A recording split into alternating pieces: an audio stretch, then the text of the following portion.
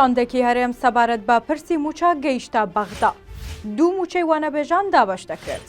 دۆخی کارەبا لە هەرێمی کوردستان ئاسایی بۆ ئەسڵاو سێ گرنگترین هەواڵی ئەمڕۆتان پێشکەشەکە.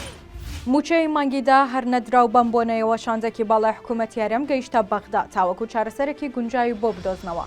شاندەکە بە سەرۆکایەتی ئاوا جەناب نووری وەزیری دارایی و ئابووری حکوومەتی هەرێمی کوردستان و دکتۆر ئومێد سەباح سەرۆکی دیوانی ئەنجومەنی وەزیران، دکتۆر ئامانج ڕەحیم سکرتێری ئەنجومەنی وەزیران، دکتۆر عەبدولکەریم خەسرە و سەرۆکی فەرمانگەی بەدواداچوون، فارس عیسا سەرۆکی نوێنەرایەتی حکوومەتی هەرێم لە بەغدا و ژمارەیەک ڕاوێژکاری وەزارەتی دارایی و ئابووری هەرێم چوونەتە لای تەیب سامی وەزیری دارایی عێراق. بەپێی زانیاریەکان ئەمڕۆ کاتژمێردەی سەر لە بەیانی کۆبوونەوەکەیان دەستی پێکردووە. مەبەستی کۆبوونەوەکەش چارەسەرکردنی موچەی هەر سێ مانگی 10 و 11 و 12ەیە کە بۆتە کێشە و گرفتی جددی لە بەردەم حکوومەتی هەرێم و موچەخۆر و فەرمانبەرانی هەرێمدا. هەر لەو کۆبوونەوەیەدا تاوتوێکردنی پشکی بودجەی هەرێمی کوردستان بۆ ساڵی 2025 بەشێکی دیکەی کارەکان دەبێت. بەرپرسێکی بانکێکی سلێمانی وانەبێژانی پێشوو مامۆستایانی ئێستای گرێبەز ئاگادار دەکاتەوە دەڵێت ئەمڕۆ موچەی دوو مانگیان دابەش دەکرێت. هاوکات بەرپرسی گەنجینەی سۆران و پەروەردەی هەولێریش دەڵێن چاوەڕوانی بڕیارین تاوەکو موچەی ئەو وانەبێژانە دابەش بکەین.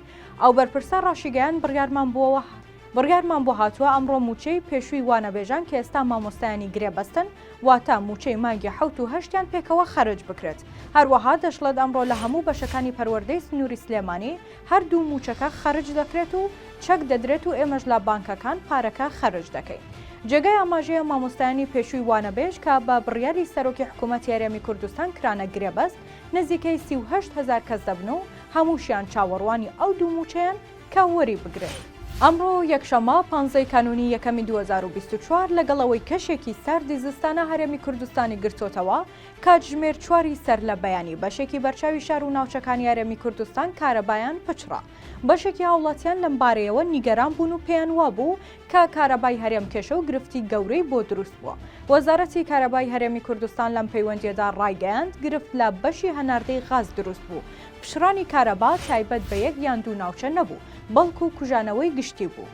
وەزارەتی کارەبا وەشی خستە ڕوو کە لە ئێستادا گرفتەکان چارەسەر کراون و ئەو بەشەی پەیوەندی بە هەناردەی غازەوە بووە کێشەکانی چارەسەر کراوە. چی دیکە کارەبا بە شێوەی گشتی ناپشڕێت و بەردەوام دەبێت. دۆخی کارەبا ئاساییە و هیوادارین گرفتی دیکە ڕوونەدات. سێ هەواڵم پێشکەشکردن هەر شاد بن.